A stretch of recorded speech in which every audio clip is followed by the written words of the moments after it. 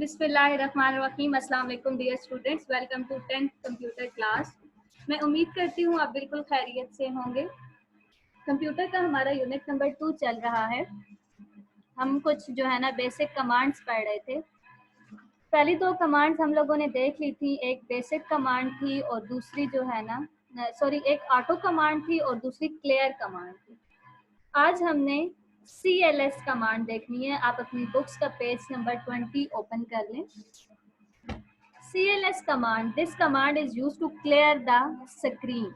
It means कि अगर for example आपकी स्क्रीन के ऊपर या आपने पहले कोई प्रोग्राम जो है ना वो राइट किया हुआ है जो आप चाहते हैं कि मतलब डिलीट हो जाए या क्लियर हो जाए, तो आप कौन सी कमांड यूज करोगे? CLS कमांड यूज करोगे। ठीक है, उसका जो सिंटैक्स है आपके पास CLS और ब्रैकेट में n है। n जो होता है आपका ऑप्शनल होता है, यानी अगर आप n लगाना चाहो तब भी ठीक है, अगर ना लगाना चाहो तब भी ठीक है। इंटरप्रिटेशन इसकी क्या होती है? Here n is optional but it can take any of the following values, यानी n जो है ऑप्शनल है लेकिन इसकी अगर आप यूज करते हो तो ये कोई भी इन तीन वैल्यूज में से कोई भी वैल्यू जो है ना गेन कर सकता है। जीरो कब गेन करेगा? Clear the screen for all text and graphics, यानी आपकी स्क्रीन के ऊपर जितना भी टेक्स्ट पड़ा हुआ है या जितनी भी ग्राफिक्स पड़ी हुई है, अगर आप n को वैल्यू 0 असाइन करते हो तो आपका सारा जो टेक्स्ट और ग्राफिक्स है वो सारी जो है क्लियर हो जाएंगी। ठीक है, अगर आप n को वैल्यू 1 असाइन करते हो तो सिंपल जो आपकी सिर्फ जो है ना स्क्रीन के ऊपर ग्राफिक्स जो पड़ी हुई है वो डिलीट होंगी, यानी वो क्लियर होंगी। और अगर आप इसको वैल्यू 2 असाइन करते हो तो फिर क्या होगा कि जो आपका टेक्स्ट है सिर्फ वो क्लियर होगा। ठीक है, इट मींस कि इसकी तीन वैल्यूज हो सकती हैं। 0 जब आप असाइन करोगे तो वो टेक्स्ट और ग्राफिक्स दोनों को क्लियर कर देगा।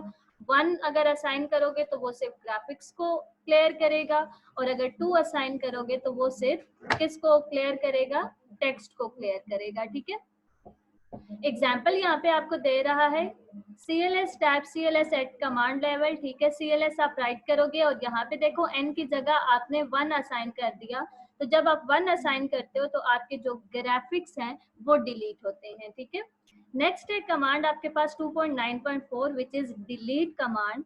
डिलीट कमांड नेम से शो हो रहा है, ठीक है, कि डिलीट करने के लिए यूज होगा। This command is use to delete program lines और line ranges of loaded program, यानी जब आप डिलीट कमांड यूज करोगे, ठीक है, और साथ आपको लाइन नंबर देना पड़ेगा कि कौन सी लाइन नंबर जो है आप डिलीट करना चाह रहे हो। ये एक लाइन नंबर को भी डिलीट कर सकता है, और रेंजेस ऑफ लाइन नंबर का ये मतलब है कि लेट्स सपोज आप ये कह देते हो फ्रॉम लाइन 10 टू लाइन 100, तो लाइन 10 से 100 के दरमियान में जितनी भी लाइंस आ रही होंगी वो सारी रेंज जो है आपकी डिलीट हो जाएगी। ठीक है, यहाँ पे सिंटैक्स इसका दे रहा है डिलीट लाइन नंबर, ठीक है, line number 1 to line number 2, और नेक्स्ट लाइन नंबर और अगली जो है ना वो रेंज नहीं बता रहा। ठीक है, तो यहाँ पे आप लोगों ने स्टार्टिंग लाइन नंबर और जो है ना जो एंडिंग लाइन नंबर है वो बतानी है, ताकि स्टार्टिंग से लेकर एंडिंग लाइन नंबर तक वो डिलीट कर ले। ठीक है,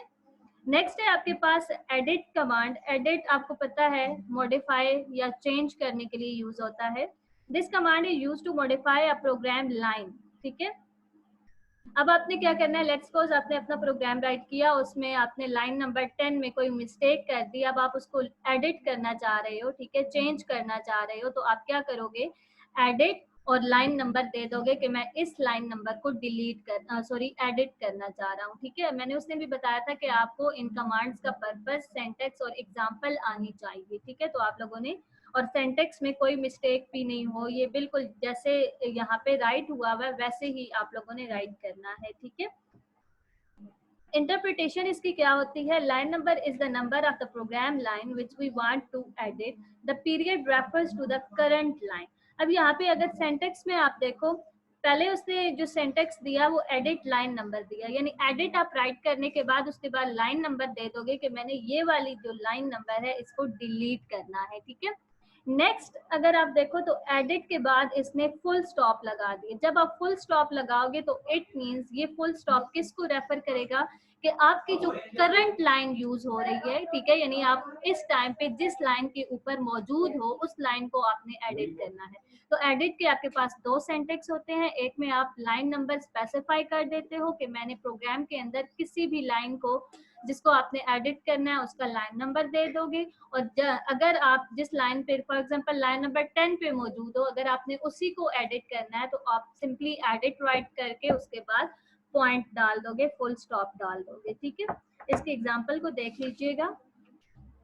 नेक्स्ट है हमारे पास files command. This command is used to list the names of all files residing on the specified drive. अब फाइल कमांड क्यों यूज हो रही है? लेट्स सपोज अगर आपके पास जो है ना बहुत सारी फाइल्स पड़ी हुई हैं, कुछ के नेम ए से स्टार्ट हो रहे हैं और कुछ के नेम बी से, मतलब जो भी है, किसी चाहे वो रेगुलर ऑर्डर में पड़े हुए हैं चाहे इरेगुलर ऑर्डर में पड़े हुए हैं। जब आप फाइल कमांड यूज करोगे, ठीक है, तो आपके पास फाइल कमांड यूज करने के लिए आपको पाथ देना पड़ेगा या कोई फोल्डर बताना पड़ेगा जिस फोल्डर की आपको फाइल्स की लिस्ट चाहिए। तो आप क्या करोगे, फाइल्स टाइप करने के बाद पाथ नेम दोगे, ठीक है। पाथ नेम मीन्स कि अगर आप माई कंप्यूटर से फाइल्स की लिस्ट चाहते हो, डॉक्यूमेंट्स से चाहते हो, रिसाइकल बिन से मतलब डिफरेंट फोल्डर्स होते हैं ना आपके पीसी के ऊपर, ठीक है। तो जिस फोल्डर की आपको फाइल्स की लिस्ट चाहिए, आप पाथ नेम में उसको जो है ना मेंशन कर दोगे। तो जब आप ये मेंशन करोगे, आपको अपने फोल्डर की जितनी भी फाइल्स पड़ी हुई हैं उनकी लिस्ट आपको मिल जाएगी, ठीक है। इंटरप्रिटेशन इसकी देख लेते हैं। Path name is the optional parameter which if omitted the command list all files in the current directory of the selected drive. अब क्या होगा कि अगर आप पाथ नेम डालना भूल जाते हो, या ये ऑप्शनल है, अगर डालो तब भी ठीक है, ना डालो तब भी ठीक है, ठीक है। ऑप्शनल अगर है तो अगर आपने नहीं डाला पाथ नेम तो फिर क्या करेगा कि इस टाइम पे आप जिस ड्राइव के अंदर मौजूद हो, फॉर एग्जांपल आपका माई कंप्यूटर का फोल्डर ओपन है, ठीक है, तो उसी माई कंप्यूटर के फोल्डर की जितनी भी फाइल्स होंगी आपको उसकी लिस्ट मिल जाएगी, ठीक है। यानी आप जिस ड्राइव के अंदर मौजूद हो, अगर आपको उसकी फाइल की लिस्ट चाहिए तो आप पाथ नेम नहीं दोगे, लेकिन अगर आपको किसी दूसरे फोल्डर की फाइल्स की लिस्ट चाहिए तो आपको पाथ नेम देना जरूरी है। Wild card such as asterisk and question mark can also be used in path name. आपको पता है वाइल्ड कार्ड क्या होते हैं? आपने 9th क्लास में पढ़ा था जब हम डॉस कमांड्स पढ़ रहे थे। स्टैरिक का यूज होता है फॉर ऑल। इट मीन्स कि जो पाथ नेम आपने मेंशन किया उसमें अगर आपने उसके साथ स्टैरिक लगाया है तो वहां पे जितनी भी फाइल्स हैं उनकी वो लिस्ट आपको देगा, ठीक है। और अगर आपने क्वेश्चन मार्क डाला है, ठीक है, तो आपको क्या बताएगा, is used to match any character in the file name और extension and asterisk is used for any file और एक्सटेंशन। यानी क्वेश्चन मार्क किसी स्पेसिफिक फाइल नेम और एक्सटेंशन के लिए यूज होगा, जबकि स्टैरिक जो है वो हर किस्म की फाइल और एक्सटेंशन के लिए वो यूज होगा। इसकी आप एग्जांपल को देखिएगा, मजीद जो है ना वो आपको क्लियर हो जाएगा, ठीक है। किल कमांड है आपकी, this command is use to remove delete a file from the disk, ठीक है। यानी कोई भी आपकी फाइल जो है वो ड्राइव पे पड़ी हुई है, डिस्क पे पड़ी हुई है, आपकी स्टोरेज के ऊपर पड़ी हुई है, अगर आप उसको डिलीट करना चाह रहे हैं तो आप कौन सी कमांड यूज करोगे? किल कमांड यूज करोगे। सिंटैक्स इसका सिंपल, किल आप राइट करोगे और जिस फाइल को आपने डिलीट करना है आप उसका नेम राइट कर दोगे, सिंपल, ठीक है, तो वो आपकी डिलीट हो जाएगी, सही है। Be careful while using kill command. Always specify the file name extension when using the kill command. You may lose your data accidentally while using this command. It means कि kill command देखो data को delete कर रही है ना, तो जब भी आप डिलीट की कमांड यूज करो, kill कमांड यूज करो, तो आप केयरफुल रहो। हो सकता है जो है ना मिस्टेकनली आप कोई और फाइल नेम जो आपके जरूरी हो आप वो राइट कर दो और वो आपकी डिलीट हो जाए।